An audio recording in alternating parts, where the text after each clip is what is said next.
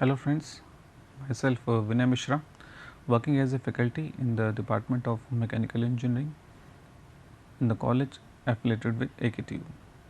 Today we are going to have basically the discussion on the thermodynamics subject, the subject of BTech third semester from AKTU syllabus. In my previous lecture I have talked about the various laws of thermodynamics, about Rankine cycle, about the refrigeration concept, about the various cycle associated with refrigeration process.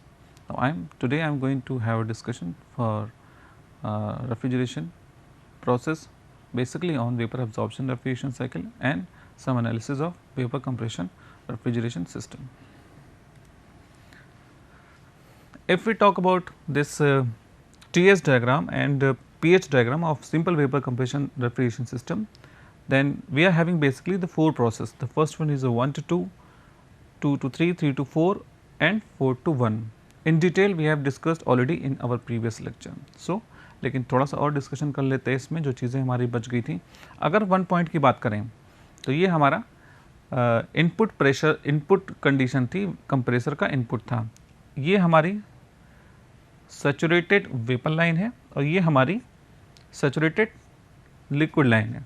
Similarly ये हमारी saturated vapour line है और ये हमारी saturated liquid line है. इस point की अगर हम लोग बात करें, इस पॉइंट की बात करें तो बेसिकली हम लोग ये लेके चल रहे हैं इस पर्टिकुलर एग्जांपल के लिए कि यहाँ पर जो हमारी कंडीशन है रेफ्रिजरेंट की वो ड्राई सैचुरेटेड वेपर कंडीशन में. That means the condition of the refrigerant at point 1 is dry saturated condition because the point lies at this line. यानी इस पॉइंट पे, इस कंडीशन पे जो हमारी कंडीशन होगी रेफ्रिजरेंट की वो ड्राई सैचुरेटेड कंडीशन में होगी. हो सकता है कि वो पॉइंट यहाँ पर भी हो सकता है और हो सकता है दैट पॉइंट में lies in this region, in superheated region. तो वो कंडीशन पे डिपेंड करता है कि हमारी कंप्रेसर के इनपुट पे कंडीशन क्या है रेफ्रिजरेंट की. हम लोग एक कंडीशन लेके चल रहे हैं कि ड्राई सैचुरेटेड कंडीशन में, तो उसके अकॉर्डिंग हम लोग एनालिसिस करेंगे. ऐसा ज़रूरी नहीं यही कंडीशन हो, वो यहाँ पर भी हो सकता है और वो यहाँ पर भी हो सकता है, लेकिन हम लोग एक कंडीशन के बारे में हम लोग लेके चलेंगे. ये जो लाइन है इसके नीचे जो भी स्पेस है, जो भी रीजन है, वो हमारा वेट रीजन कहलाएगा और इस लाइन के ऊपर जो भी रीजन है हमारा वो बेसिकली सुपर हीटेड रीजन हमारा कहलाएगा. सिमिलरली इस लाइन के नीचे अगर रेफ्रिजरेंट की कंडीशन की बात करेंगे तो वो हमारी वेट रीजन होगा और इस लाइन के ऊपर अगर हम लोग बात करेंगे तो हमारी सुपर हीटेड रीजन हमारा कहलाएगा.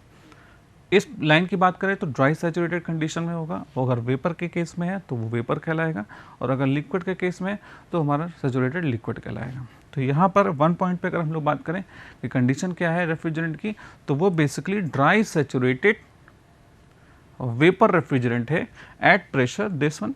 यहाँ पे जितना भी प्रेशर होगा हमारा, टेम्परेचर होगा और जितना भी प्रेशर हमारा होगा यहाँ पे, उससे करस्पॉन्डिंग जो उसकी वैल्यू होगी वो ड्राई सैचुरेटेड कंडीशन में होगी. यानी dry saturated vapour refrigerant at low pressure and low temperature.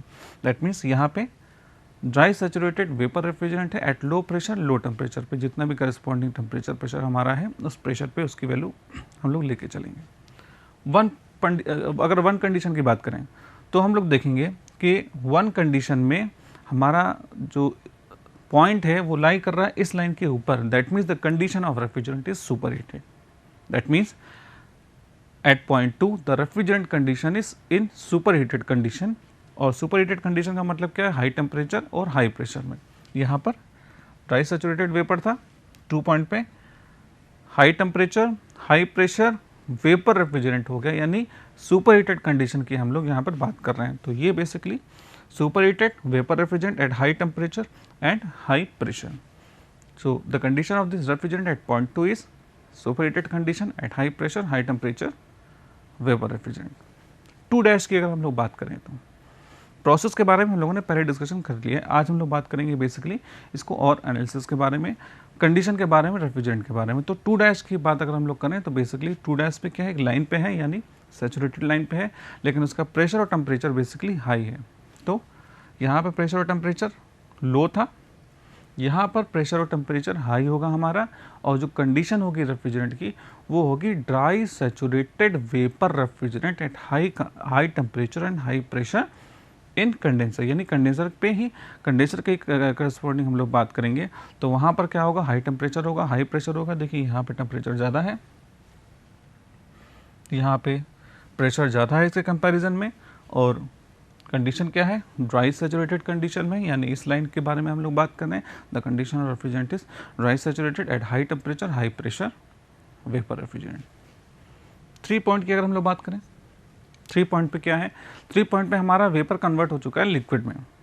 Liquid की कंडीशन कैसी लाइन पे है, यानी ये एक सैचुरेटेड लिक्विड है हमारा, हाई प्रेशर हाई टेम्परेचर पे है, और ये करस्पॉन्डिंग यहाँ पर भी हाई प्रेशर है, इसके करस्पॉन्डिंग प्रेशर यहाँ पे ज़्यादा है, इसके करस्पॉन्डिंग, ठीक है, और टेम्परेचर यहाँ पे ज़्यादा है, इस टेम्परेचर के करस्पॉन्डिंग, इस टेम्परेचर के करस्पॉन्डिंग। तो यहाँ हम लोग कहेंगे कि कंडीशन ऑफ रेफ्रिजरेंट क्या है, high pressure high temperature saturated liquid refrigerant at high pressure high temperature, या सैचुरेटेड लिक्विड हम लोग कह सकते हैं क्योंकि ये लाइन पे है। 4 पॉइंट पे low pressure low temperature liquid refrigerant, simply 4 point पे कंडीशन क्या है, हमारा लिक्विड रेफ्रिजरेंट है, सैचुरेटेड नहीं है, लेकिन इस कंडीशन में जो प्रेशर है हमारा वो कम है, टेम्परेचर हमारा कम है। तो इस तरीके से हम लोग देखते हैं कि इस पॉइंट पे जो हमारा कंडीशन है रेफ्रिजरेंट की, ड्राई सैचुरेटेड है, सुपर हीटेड है, ड्राई सैचुरेटेड वेपर है, हाई प्रेशर हाई टेम्परेचर पे, यहाँ प्रेशर टेम्परेचर कम था, ये सैचुरेटेड लिक्विड है और ये लिक्विड है। प्रोसेस के बारे में हम लोगों ने बात कर चुके हैं इसके पहले कि प्रोसेस कौन कौन से होते हैं। This is basically isentropic compression in which the compression take place at constant entropy. This is the process of cooling और desuperheating in which the temperature decreases in the constant value of pressure. This is the process in which the condensation will take place. Condensation is the process in which the phase transformation will take place from vapor to liquid form, और entropy decrease कर रही है इस case में। 3 से 4 के बीच में बात करें, this is the constant enthalpy process in which the enthalpy of the process remain constant, और यहाँ पर जो वैल्यू होगी हमारी वो एंथैल्पी हमारी कांस्टेंट होगी, and the process known as isenthalpic process. यहाँ पे देखते हैं एंथैल्पी हमारी कांस्टेंट है, तो ये प्रोसेस हमारा आइसेंथैल्पिक कहला रहा है, इसलिए आइसेंथैल्पिक और throttling of liquid refrigerant in expander. 4 से 1 is the process in which the phase transformation will take place from liquid to vapor form, and the kind of process is known as vaporization process। इसलिए vaporization process evaporator में होगा और यहीं पे हमारा refrigeration effect हमें मिलेगा। CP basically compressor, ये CP लगाएंगे यहाँ पे, कंडेंसर, एक्सपेंडर और इवेपोरेटर। यहाँ पे इवेपोरेटर है, यहाँ पे कंप्रेसर है, यहाँ पे कंडेंसर है और यहाँ पे एक्सपेंडर है।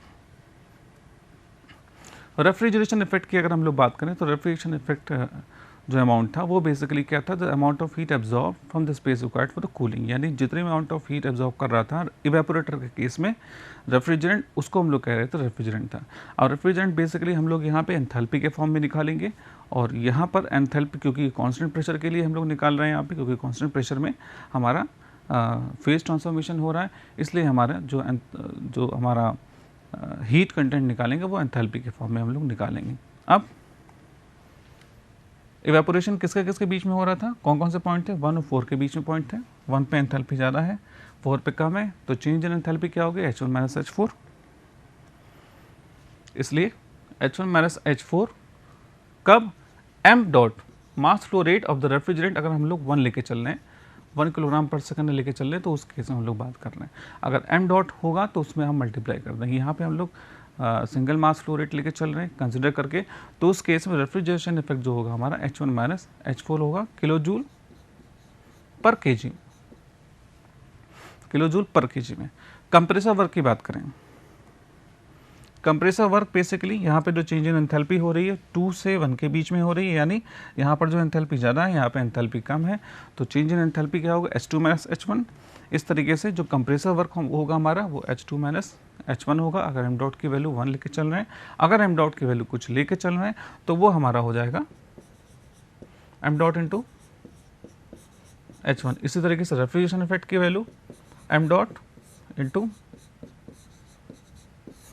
H4 H2 माइनस H1 ये हो जाएगी हमारी। कंडेंसर हीट आउटपुट को लेकर चलें तो कंडेंसर हमारा कहाँ कहाँ पे लगा हुआ है, यहाँ से लेकर के यहाँ तक कंडेंसर है पूरा। 2 से 3 के बीच में 2 पे एंथैल्पी जा रहा है, 3 पे कम, यानी S2 minus S3, S2 minus S3। This is the amount of heat which is rejected in condensation process in condenser, यानी कंडेंसर से जो अमाउंट ऑफ हीट रिजेक्ट होगी वो हमारी H2 माइनस H3 होगी। अगर m डॉट की वैल्यू 1 लेके चले, अगर m डॉट की वैल्यू हम लोग कुछ लेके चल रहे हैं तो वो S3 होगी। इसकी जो यूनिट है वो किलो जूल पर किलोग्राम होगी और इसकी यूनिट हम लोग किलो जूल पर केजी इंटू किलोग्राम पर सेकेंड या किलो जूल पर सेकेंड हम लोग लिख के चल सकते हैं, क्योंकि m डॉट से मल्टीप्लाई किया, m डॉट की वैल्यू किलोग्राम पर सेकंड में होगी, किलो किलो हमारा कट जाएगा तो किलो जूल पर सेकंड में हमारी यूनिट आ जाएगी। और या तो अगर कंप्रेसर वर्क हम लोग निकाल रहे हैं तो वो किलोवाट में हमारा वो कन्वर्ट हो जाएगा। तो इस तरीके से हम लोगों ने देखा कि रेफ्रिजरेशन इफेक्ट की वैल्यू कैसे निकाल रहे हैं हम लोग, कंप्रेसर वर्क, कंडेंसर वर्क कैसे निकाल रहे हैं। और सिमिलरली COP के लिए हम लोग वैल्यू निकाल लेंगे। As we know that COP is basically the coefficient of performance, the performance rating parameter of any refrigerating component और कूलिंग इफेक्ट जो क्रिएट करता है उस केस में जो कंपोनेंट हम लोग यूज़ करते हैं उसकी परफॉर्मेंस रेटिंग हम लोग COP के फॉर्म में निकालते हैं। That means we can simply calculate the value of COP for this basic component, basic refrigerating component, that must be equal to the ratio of refrigeration effect to the work input. Refrigeration effect हमारा ये था H1 minus H4 और जो work done हमारा हो जाएगा वो H2 minus H1। तो ये बेसिकली हमारी COP आ जाएगी वेपर कंप्रेशन रेफ्रिजरेशन सिस्टम के केस में। H1 माइनस H4 हमारा रेफ्रिजरेशन इफेक्ट हो जाएगा और कंप्रेसर वर्क हमारा H2 माइनस H1 हो जाएगा। अगर m डॉट की वैल्यू लेके चलेंगे तो m डॉट ऊपर m डॉट नीचे, वो दोनों वैल्यूज कट जाएंगे हमारे, तो COP की वैल्यू हमारी बेसिकली ये आएगी। अगर given enthalpies H1 H2 H4 ये सारी चीज़ें हैं। तो इस तरीके से हम लोग रेफ्रिजरेशन इफेक्ट की वैल्यू हम लोग H1 माइनस H2 H4 के फॉर्म में निकाल लेंगे और H2 माइनस H1 की जो वैल्यू है वो हमारी कंप्रेसर वर्क हो जाएगी। इस तरीके से हम लोग COP की वैल्यू इस सिंपल VCR के केस में हम लोग निकाल सकते हैं। अब हम लोग थोड़ा सा इसमें रेफ्रिजरेशन टेबल के बारे में थोड़ा सा देख लेते हैं कि रेफ्रिजरेशन टेबल में हम लोग H1 H2 की वैल्यू कैसे निकालेंगे और उसको कैसे लेके चलेंगे। अगर यहाँ पे बात करें H1 की बात करें तो H1 1 पॉइंट का मतलब क्या है कि it is the condition of refrigerant in dry saturated state. और ड्राई सैचुरेटेड स्टेट में हम लोग जो रेफ्रिजरेंट जो टेबल हम लोग देखेंगे वो इसके करस्पॉन्डिंग Hg की वैल्यू हम लोग लेंगे। किसके करस्पॉन्डिंग? इस टेम्परेचर या गिवन प्रेशर के करस्पॉन्डिंग हम लोग Hg की वैल्यू लेके चलेंगे। Hg की वैल्यू क्यों लेके चलेंगे? क्योंकि गैसेस फॉर्म है, यानी एक ड्राई सैचुरेटेड कंडीशन है और x की वैल्यू जहाँ पर 1 होगी तो यहाँ पर इसलिए हम लोग यहाँ पे H1 की जो वैल्यू है वो Hg1 के बराबर यहाँ पे हो जाएगी। H2 की वैल्यू अगर S1 की वैल्यू लेके चलें यहाँ पे तो वो भी Sg1 के बराबर हो जाएगी। ड्राई सैचुरेटेड कंडीशन है। अगर पॉइंट नंबर 2 पे हम लोग H की वैल्यू निकालेंगे तो वो हमारी सुपर हीटेड कंडीशन वाली आएगी। H2 is equal to H superheated condition, जो हमारी डायरेक्ट टेबल से हम लोग निकाल सकते हैं। और यहाँ पे जो एंट्रोपी की वैल्यू होगी 2 पॉइंट पे हम लोग देखते हैं कांस्टेंट एंट्रोपी प्रोसेस है, तो S1 is equal to S2 लेके चलेंगे।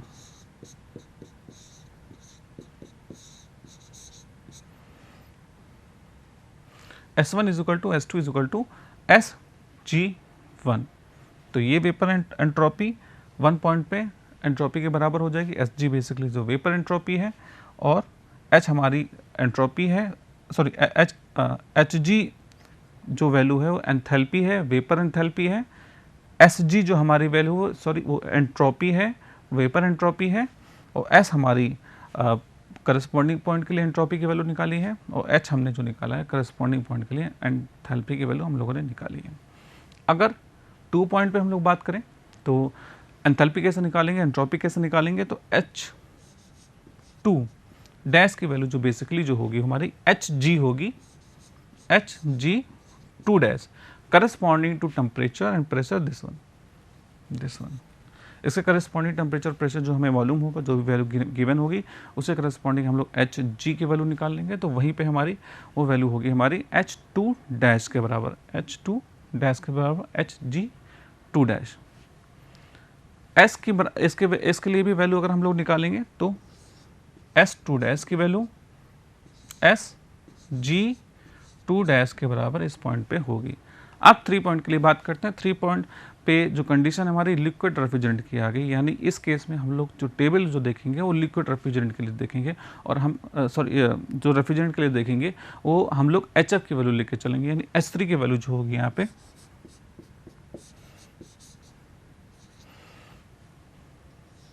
ये बेसिकली 3 है, H3 की वैल्यू HF3 के बराबर होगी, यानी इस करस्पॉन्डिंग टेम्परेचर प्रेशर पे हम लोग HF की वैल्यू निकालेंगे, वही हमारी H3 की वैल्यू हो जाएगी। HF का मतलब है कि हम लिक्विड एंथैल्पी की हम लोग बात करेंगे, वो वाला टर्म देखेंगे जहाँ पे लिक्विड एंथैल्पी की वैल्यू हमारी गिवन होगी H3 की वैल्यू।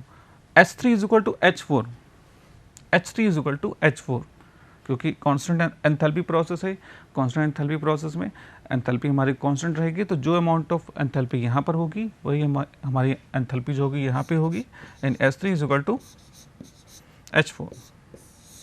तो इस तरीके से 2 पॉइंट पे सुपरहीटेड कंडीशन, 1 पॉइंट पे Hg की वैल्यू निकाल लेंगे, Sg1 की वैल्यू निकाल लेंगे, 2 डैश पे Sg2 की 2 डैश की वैल्यू निकाल लेंगे, 3 पे HF की वैल्यू निकाल लेंगे, क्योंकि पॉइंट नंबर 3 पे हमारी लिक्विड बन चुका है, एंथैल्पी है, कांस्टेंट एंथैल्पी प्रोसेस है, तो यहाँ पर हम लोग H3 की वैल्यू H4 के बराबर लिखेंगे, और सिमिलरली हम लोग वैल्यूज निकालते चले जाएंगे, COP की वैल्यू हम लोग निकाल लेंगे। अब हम लोग बात करते हैं जो हमारा लास्ट टॉपिक है, तो वेपर एब्जॉर्प्शन रेफ्रिजरेशन सिस्टम। ये बेसिकली एक मॉडिफाई है एक तरीके से वेपर कंप्रेशन सिस्टम का। यहाँ पर हम लोग क्या करते हैं, वेपर को कंप्रेस करने के लिए कंप्रेसर का यूज़ हम लोग नहीं करते। कंप्रेसर का यूज़ हम लोग बेसिकली यहाँ पे नहीं करते हैं। कंप्रेसर की जगह हम लोग यूज़ करते हैं जनरेटर का, पंप का, एक्सपेंशन वॉल्व का और एब्जॉर्बर का। ठीक है, ये बाकी के सारे जो कंपोनेंट है वो हमारे सेम रहते हैं। इवेपोरेटर भी हम लोग वहाँ यूज़ करते थे, इवेपोरेटर यूज़ यहाँ पे कर रहे हैं। इवेपोरेटर के बाद कंप्रेसर लगा रहता था वहाँ पे, तो यहाँ पर हम लोग कंप्रेसर की जगह ये सारे कंपोनेंट्स यूज़ करेंगे। उसके बाद कंप्रेसर के बाद कंडेंसर में जाता था, तो सिमिलरली यहाँ पे कंडेंसर का यूज़ कर रहे हैं। कंडेंसर के बाद रिसीवर में जाता था, जहाँ पर रिसीव हो जाता था सिंपल वेपर कंप्रेशन में, तो यहाँ पर भी रिसीवर का यूज़ कर रहे हैं। और उसके बाद एक्सपेंशन वाल्व, थ्रॉटलिंग डिवाइस का यूज़ करते थे सिंपल वेपर कंप्रेशन में। सारी चीज़ें हम लोग वही यूज़ कर रहे हैं, लेकिन यहाँ पे कंप्रेसर नहीं यूज़ करते हैं। कंप्रेसर की जगह high pressure high temperature vapour refrigerant को अचीव करने के लिए हम लोग ये बेसिकली कंपोनेंट्स हम लोग यूज़ करते हैं। यहाँ पर बेसिकली क्या होता है कि वेपर जो रेफ्रिजरेंट हम लोग यूज़ करते हैं वो basically ammonia as a refrigerant use होती है। और यहाँ पर 2 पॉइंट से स्टार्ट करके चलते हैं। यहाँ पर जो अमोनिया हमको मिलती है, ठीक है, तो वो अमोनिया किस फॉर्म में होती है, हमारी बेसिकली वेपर के फॉर्म में होगी। लिक्विड से वेपर जब कन्वर्ट हो चुका होगा एवेपोरेटर में, तो वेपर के फॉर्म में हमारी अमोनिया होगी, वो इस वाटर सॉल्यूशन में एब्जॉर्ब हो जाती है। जब लो टेम्परेचर लो प्रेशर पे वाटर सॉल्यूशन में अमोनिया जब एब्जॉर्ब हो जाएगी, जो हमारा जो सॉल्यूशन बनेगा हमारा, वो बेसिकली कहलाएगा strong solution of aqua ammonia. Aqua means water, ammonia means refrigerant. यानी हमारे पास जो यहाँ पर जो रेफ्रिजरेंट था वो वेपर अमोनिया थी, लिक्विड से वेपर में चेंज हुआ था, तभी वो वेपराइजेशन हुआ था। अब वेपर जो हमको मिला है यहाँ पे, वो लो टेम्परेचर लो प्रेशर वेपर जो होगा वो इस वाटर के सोल्यूशन में एब्जॉर्ब हो जाएगा। सॉल्यूशन जो बनेगा हमारा स्ट्रॉन्ग सॉल्यूशन कहलाएगा ऑफ एक्वा अमोनिया। उससे हम कहेंगे this is strong solution of aqua ammonia. लेकिन इस कंडीशन में होता क्या है कि certain amount of heat create होती है, जिसको निकालना बहुत ज़रूरी होता है। इसलिए यहाँ पे बेसिकली हम लोग कूलिंग अरेंजमेंट करते हैं, कूलिंग वाटर का यूज़ करते हैं, जिससे सर्टेन अमाउंट ऑफ हीट को बाहर निकाला जा सके। क्योंकि अगर वो हीट को हम नहीं निकालेंगे तो वो उस टेम्परेचर प्रेशर को हमारा बढ़ा देगा, जिससे जो ज़्यादा से ज़्यादा अमोनिया जो सोल्यूबल होने वाली है वाटर के केस में, जो स्ट्रॉन्ग सॉल्यूशन हमारा बनने वाला है, वो अच्छे से सॉल्यूशन हमारा नहीं बन पाएगा। इसलिए यहाँ पर certain amount of cooling arrangement हम लोग करते हैं, जिससे कि सर्टेन अमाउंट ऑफ जो इस प्रोसेस में जो हीट जनरेट हो रही है उसको बाहर निकाला जा सके, जिससे कि ज़्यादा से ज़्यादा अमोनिया जो है वाटर में सोल्यूबल हो और स्ट्रॉन्ग सॉल्यूशन हमारा बन जाए। ये स्ट्रॉन्ग सॉल्यूशन पंप के through high pressure high temperature में जनरेटर में प्रोवाइड कर दिया जाता है। यानी यहाँ पर जो सॉल्यूशन जाएगा वो बेसिकली हमारा स्ट्रॉन्ग एक्वस अमोनिया सॉल्यूशन जाएगा जो जनरेटर में प्रोवाइड कर दिया जाएगा। इस जनरेटर में होगा क्या, अब हमारे पास strong solution of aqua ammonia आ गया है जिसमें ज़्यादा अमाउंट ऑफ अमोनिया है और कम अमाउंट ऑफ वाटर है, यानी ज़्यादा से ज़्यादा हमारा स्ट्रॉन्ग सॉल्यूशन है। अब यहाँ पर होगा क्या, हाई टेम्परेचर हाई प्रेशर पे है हमारे पास सॉल्यूशन। हम क्या करेंगे, यहाँ पे हीटिंग कोयल हम लोग लगाएंगे।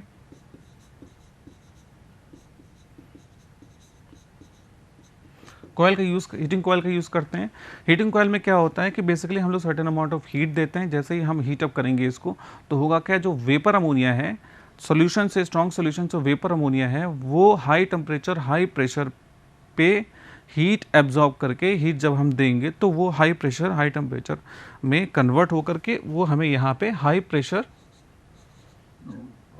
High temperature ammonia vapour refrigerant हमको मिल जाएगा। यहाँ पर क्या दिया था हमने, low pressure low temperature vapour ammonia थी जो कन्वर्ट हो गया यहाँ पे high pressure high temperature ammonia vapour refrigerant के फॉर्म में। यही हमारा प्रोसेस था जो हम लोग कंप्रेसर के केस में करते थे, जहाँ पर जो कंप्रेसर क्या करता था, हाई टेम्परेचर लो प्रेशर को high temperature high pressure vapour refrigerant में कन्वर्ट कर देता था।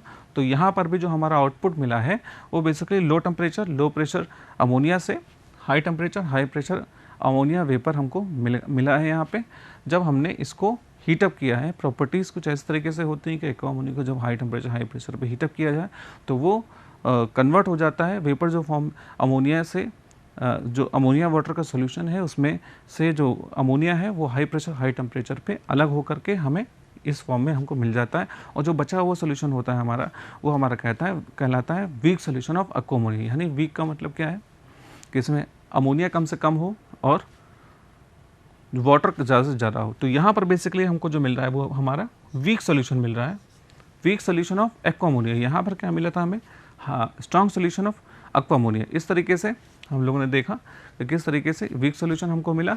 अब ये इसका टेम्परेचर और प्रेशर फिर से कम हो जाता है, ये एक्सपेंशन की वजह से, या प्रेशर रिड्यूसिंग वॉल इसको भी कहते हैं कभी। तो इस कंडीशन में होता क्या है, प्रेशर हमारा रिड्यूस हो जाता है, टेम्परेचर हमारा थोड़ा सा कम हो जाता है। तो ये इस वीक जो सॉल्यूशन होता है फिर से यहाँ पर चला जाता है और फिर यहाँ पे एब्जॉर्बर में वेपर अमोनिया जो यहाँ से आ रही होती है उस वीक सॉल्यूशन में एब्जॉर्प्शन होता है, स्ट्रॉन्ग सॉल्यूशन बनता है एक्वा अमोनिया का, जिससे सर्टेन अमाउंट ऑफ हीट को जो जनरेशन हो भी रहा है उसको इस कूलिंग वाटर से हीट को बाहर निकाल दिया जाता है, जिससे इसकी सॉल्युबिलिटी ज़्यादा से ज़्यादा हो सके, हमें ज़्यादा से ज़्यादा स्ट्रॉन्ग सॉल्यूशन हमको यहाँ पर मिल सके। इस तरीके से जो स्ट्रॉन्ग सॉल्यूशन होता है उस पंप की मदद से फिर से हाई प्रेशर पे जनरेटर में प्रोवाइड कर दिया जाएगा, जहाँ पर हीटिंग कोयल का यूज़ करके हम लोग हीट करेंगे और उसमें से जो सर्टेन अमाउंट ऑफ जो vapour high pressure high temperature में हमें अमोनिया के फॉर्म में मिल जाएगा और उस वेपर को फिर से कंडेंसेशन में कंडेंस किया जाएगा, हीट का रिजेक्शन होगा, रिसीव कर लिया जाएगा। कंडेंसेशन के बाद जो हमारे पास अमोनिया मिलेगी वो हाई टेम्परेचर हाई प्रेशर की लिक्विड अमोनिया मिलेगी। और यहाँ पर हाई टेम्परेचर हाई प्रेशर पे जो हमें लिक्विड अमोनिया मिल रही है वो फिर से इवेपोरेटर में जाएगा। इवेपोरेटर में क्या होगा, जो भी लिक्विड अमोनिया है वो वेपर अमोनिया में चेंज होगा, फेज ट्रांसफॉर्मेशन होगा। फेज ट्रांसफॉर्मेशन का मतलब फेज ट्रांसफॉर्म होगा और इस तरीके से हम लोग देखते हैं कि फेज ट्रांसफॉर्मेशन होने में सर्टेन अमाउंट ऑफ हीट को वो एब्जॉर्ब करेगा इवेपोरेटर में, जहाँ से एब्जॉर्ब करेगा वहाँ पे हमें रेफ्रिजरेशन इफेक्ट मिलेगा। और जो हमें अब इस कंडीशन में जो हमें वेपर अमोनिया मिलेगा वो vapour ammonia low pressure low temperature के फॉर्म में होगा।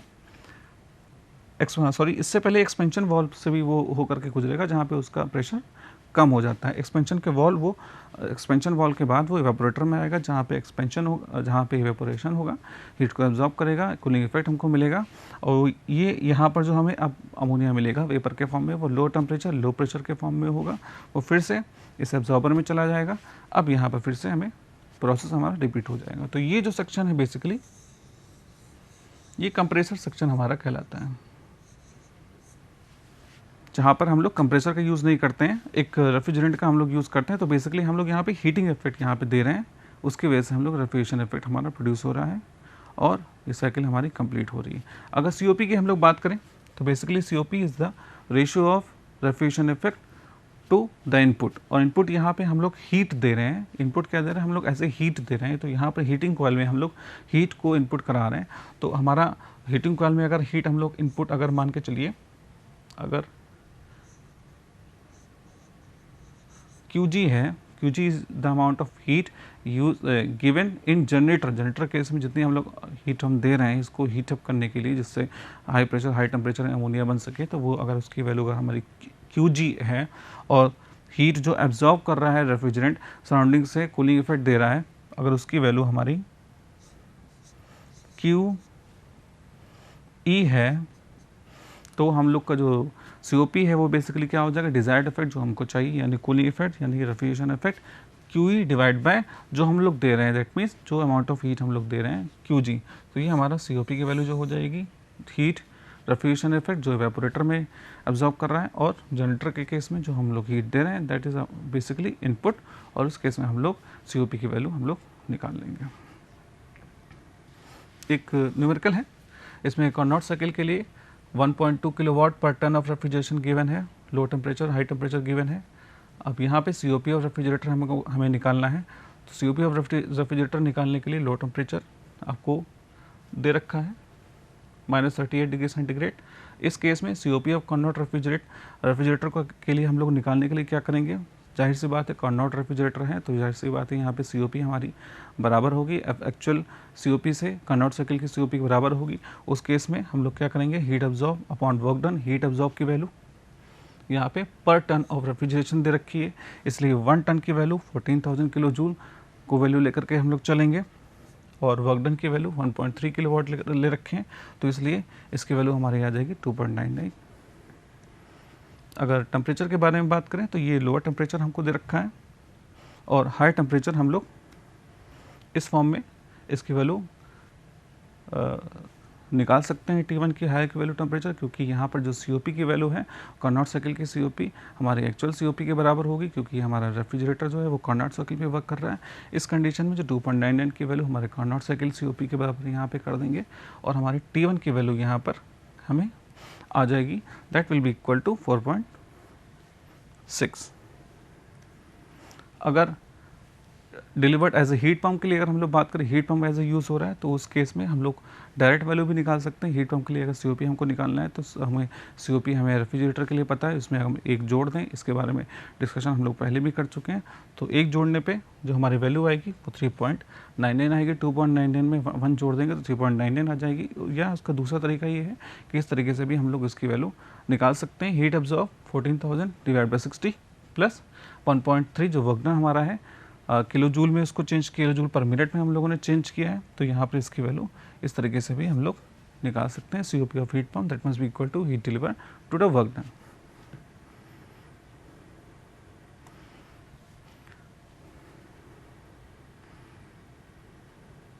इस तरीके से COP of refrigerator, high temperature और heat delivered and COP when this device is used as a heat pump, ये सारी वैल्यूज हमारी निकल आएंगी। तो इस तरीके से हम लोग देखते हैं कि कैसे रेफ्रिजरेशन इफेक्ट पूरी थर्मोडायनेमिक्स में यूज़फुल है, और थर्मोडायनेमिक्स के बारे में हम लोगों ने देखा कैसे कि